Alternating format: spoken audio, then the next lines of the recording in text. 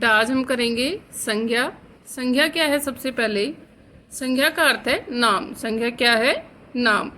तो नाम से ही व्यक्ति, वस्तु, प्राणी, स्थान की पहचान होती है। तो नाम से ही क्या होता है? किसी भी व्यक्ति का नाम हो, वस्तु का नाम हो, प्राणी का नाम हो, उसके नाम से ही जानते हैं कि वो क्या चीज़ है। तो सबसे पहले है संज्ञा की परिभाषा।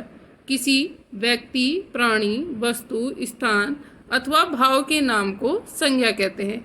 किसी व्यक्ति का नाम हो, प्राणी का नाम हो, वस्तु का, स्थान का या भाव आदि के नाम को क्या कहते हैं? हम संज्ञा कहते हैं। तो किसी का भी नाम क्या कहलाएगा आपके लिए? संज्ञा। किसी व्यक्ति का, प्राणी का, वस्तु का नाम क्या कहलाएगा आपके लिए? संज्ञा। तो किसी का भी नाम क्या है? संज्ञा है। अब है संज्ञा के भेद। संज्ञा है उसके भेद।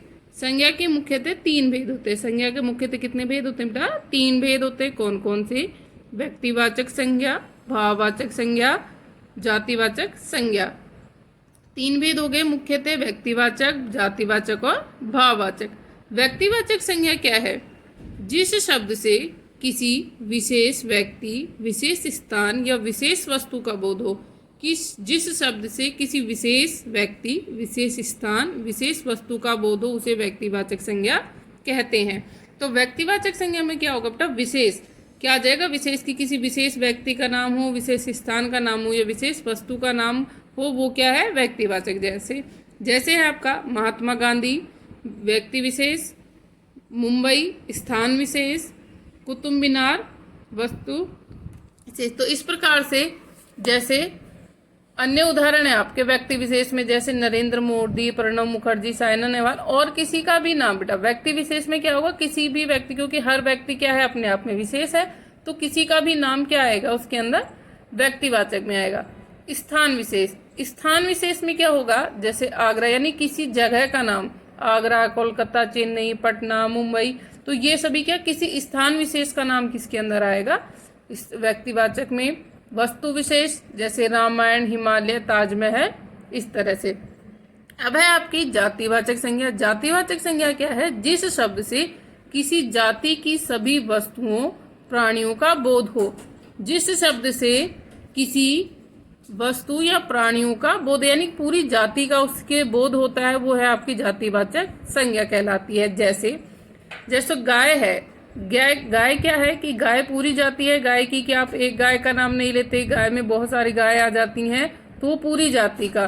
सैनिक हो गए, सैनिकों में बहुत सारे सैनिक होते हैं। तो इस तरह से अन्य उदाहरण है, जैसे प्राणी में हो गया, मनुष्य है, पूरी मनुष्य जाति के लिए। लड़की, पूरी लड़की जाति के लिए। शेर, सभी शेरों के लिए। हाथी, पूरे हाथी जाति के लिए। तो इस प्रकार से अगर इनमें से किसी का नाम हो, जैसे शेर, कोई एक शेर है जिसका आपने कुछ नाम रख रखा है, आपने कोई पालतू या फिर किसी के विशेष के लिए हम बोलते हैं, तो वो व्यक्तिवाचक में आएगा। वरना बेटा ये किस में आते हैं? जातिवाचक में।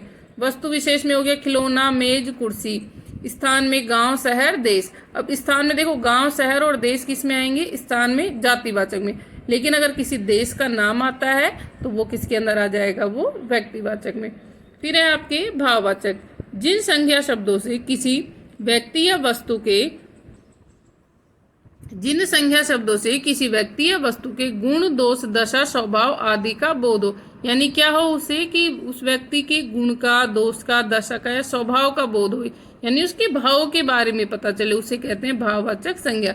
जैसे बुढ़ापा, ये क्या है? उनकी दशा, तो ये भाववाचक में आ गया। ऊंचाई, दशा, सुंदरता, ये गुण। तो इसी में कुछ अन्य है, जैसे मिठास, चतुराई, बुद्धिमानी, दोष में बेईमानी, मूर्खता, कायरता, अवस्था में बचपन, जवानी, बुढ़ापा। और आगे ध्यान देने की बात है कि अंग्रेजी व्याकरण के प्रभाव स्वरूप कुछ विद्वान हिंदी में भी संज्ञा के 2 और भेद मानते हैं। देखो मुख्यतः संज्ञा के 3 ही भेद हैं। अगर आपसे संज्ञा के भेद पूछे जाते हैं तो आप 3 ही बताओगे। इसके अलावा 2 अन्य भेद और माने जाते हैं, वो है द्रव्यवाचक संज्ञा और समूहवाचक संज्ञा। द्रव्यवाचक और समूहवाचक। द्रव्यवाचक में क्या है आपकी? द्रव्य यानी लिक्विड। जिस संज्ञा शब्द से किसी द्रव्य, पदार्थ, धातु का बोध हो। द्रव्य यानी कि किसी भी संज्ञा शब्द से किसी द्रव्य चीज का, पदार्थ का या धातु का बोध होता है, तो वो कहलाते हैं आपके द्रव्यवाचक संज्ञा। जैसे सोना, चांदी, गेहूं, दूध, तो दूध द्रव्य हो गया। ये आपके धातु हो गए, सोना चांदी। इस प्रकार से किसी कोई पदार्थ हो वो किस में आएंगे, द्रव्यवाचक में। फिर है आपका समूहवाचक, तो जिन संज्ञा शब्दों से वस्तुओं या प्राणियों के समूह या समुदाय का बोध, यानी किसी समूह का बोध होता है कि हम किसी एक व्यक्ति किसी चीज का नाम लेते हैं, उससे हमें पता चलता है कि वो पूरा समूह है या समुदाय। जैसे हमने बोला सेना, तो सेना में एक व्यक्ति तो होता नहीं है, सेना में बहुत सारे सैनिक होते हैं, यानी समूहवाचक। कक्षा, कक्षा में बहुत सारे विद्यार्थी होते हैं, तो इसलिए वो क्या है, समूहवाचक। सभा, सभा में भी बहुत सारे होते हैं, इसलिए उसको क्या कहलाएंगे, वो सभा भी समूहवाचक में। तो समूहवाचक क्या होंगे कि जिन वस्तुओं प्राणियों से पूरे समूह का बोध होता है, समूह या समुदाय का, वो है आपके समूहवाचक संज्ञा। अब है जातिवाचक संज्ञा कि भाववाचक संज्ञा बनाना, कि भाववाचक संज्ञा किस प्रकार से बनाते हो।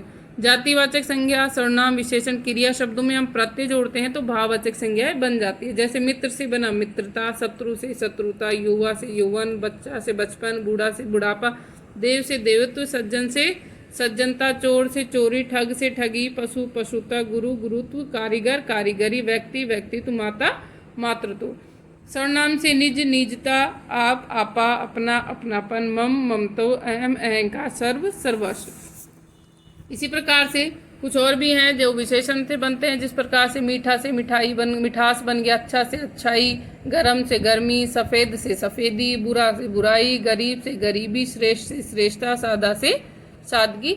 इस प्रकार से और क्रिया से भी बनता है, जैसे चढ़ना से चढ़ाई, हंसना से हंसी, जीतना से जीत, पढ़ना से पढ़ाई, कताना कताई, मिलना मेल, धोना धुलाई, सजाना सजावट, सींचना सिंचाई। तो इस प्रकार से ये सभी क्या बनते हैं, आपकी भाववाचक संज्ञाएं बनती हैं संज्ञा सर्वनाम विशेषण और क्रिया से।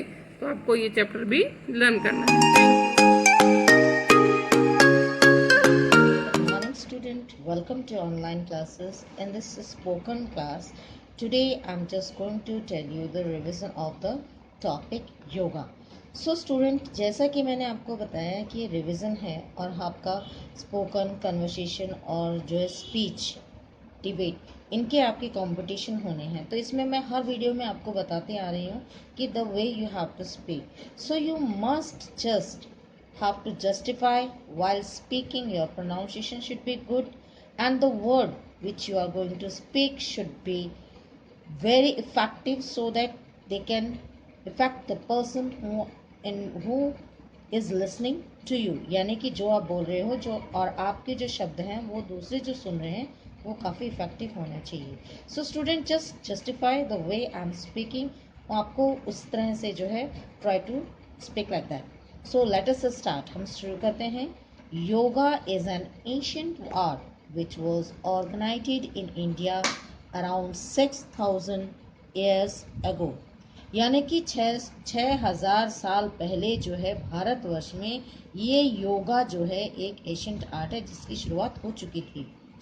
Yoga is the most favorable method to connect to the nature by balancing the mind body connection। यानी कि योगा का जो है, योगा एक ऐसी चीज़ है, ये एक ऐसा मेथड है जो कि आपका कनेक्ट करता है नेचर से और balancing the mind body connection, यानी कि आपका जो है माइंड का जो बैलेंस है उसको जो है बॉडी के साथ कनेक्ट करता है। तो ये जो कनेक्टिविटी है ये योगा के थ्रू ही पॉसिबल है।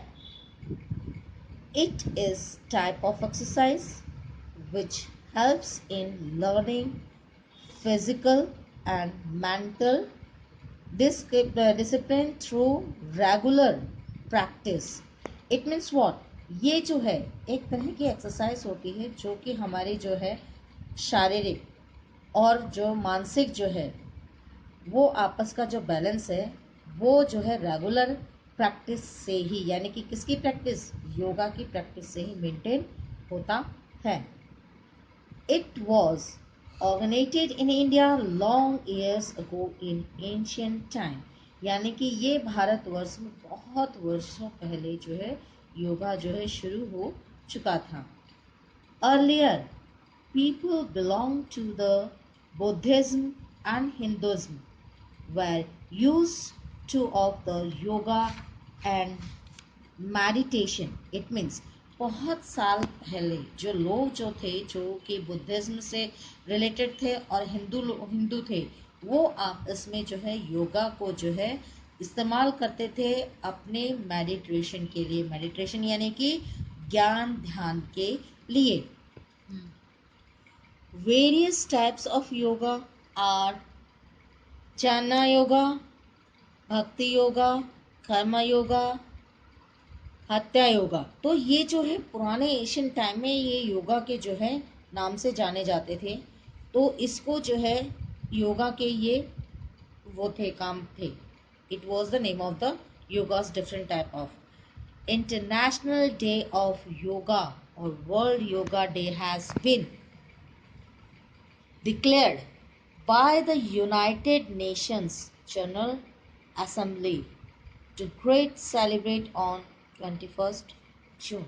अब उसी तरह से योगा की इम्पोर्टेंस देखते हुए जो है इंटरनेशनल डे ऑफ योगा भी मनाया जाता है, या फिर वर्ल्ड योगा के डे के नाम से भी मनाया जाता है। और इसको जो है यूनाइटेड नेशंस जनरल असेंबली ने जो है इस योगा डे को जो है सम्मानित से जो है इसे दिया है। और वो डे कौन सा है जिस दिन हम इसको मनाते हैं? दैट इज 21 जून। तो यानी कि 21 जून को हम वर्ल्ड योगा डे के रूप में भी मनाते हैं। It enhance the inner and outer body and mind strength by connecting both to the nature. और इसलिए ये जो है बाहरीय और अंदरीय दोनों ही बॉडी जो माइंड स्ट्रेंथ है उसको जो है कनेक्ट करती है नेचर के साथ। तो योगा के थ्रू जो है ये चीज़ें आपस में कनेक्टेड हैं।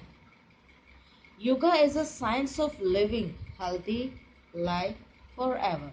और योगा जो है एक वैज्ञानिक तरीके की है लोगों को रहने के लिए, जिससे कि आप हमेशा हेल्दी रह सकते हैं। The word yoga is derived from the Sanskrit word yuj, which means union। यानी कि योगा जो शब्द है वो संस्कृत के एक शब्द युज से जो है अवतरित हुआ है, और इसका मतलब होता है संगठन, यूनियन। और yoga helps in achieving union of mind and body with a sense of harmony and consciousness. यानी कि क्या है इसका मतलब कि ये एक तरीका है योगा जो है जो आपको एक यूनियन बनाती है, स्ट्रेंथ बनाती है माइंड और बॉडी के बीच में। और इससे आप जो है अपने जो है आपकी इंद्रियों को आप कंट्रोल कर सकते हैं और उनके ऊपर काबू पा के आप अपना काम कर सकते हैं। यानी कि इसका जो है इस पार्ट में मैंने आपको योगा के बारे में कुछ बातें बताई हैं। अब योगा के बारे में हम देखें तो बहुत से ऐसे आसन हैं जो हम आजकल स्कूलों में भी करते हैं और घरों पे भी करते हैं। It means what? Side by side it is very important to being healthy, and for that students you have to do practice of this yoga in your daily routine life. So it's very important to become healthy, so it helps in being healthy. So student, आपको ये इस video में मैंने जो योगा के बारे में बताया आपको समझ में आ गई होगी इसके बारे में बात। Quite I just try to understand the definition of this yoga, so इसकी इम्पोर्टेंस। और जो है next video we will continue about that the same. So student, like the video, share it and subscribe the channel, and don't forget to click on the bell icon. Thank you. Take care.